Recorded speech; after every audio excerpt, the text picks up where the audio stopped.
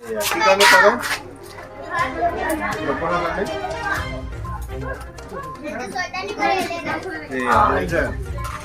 কথাবিলাক ওলাইছে এতিয়া তহঁতৰ দুজনৰ ভিতৰত কোন কাক মৰম বেছি কৰে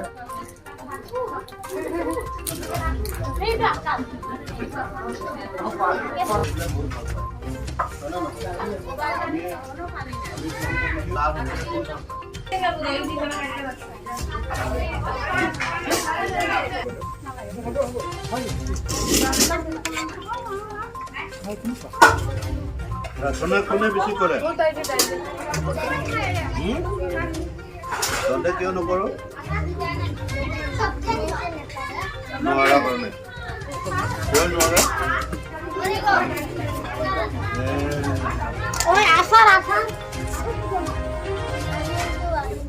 সদায় কেপ্টেইন হ'ব লাগে বুজিছে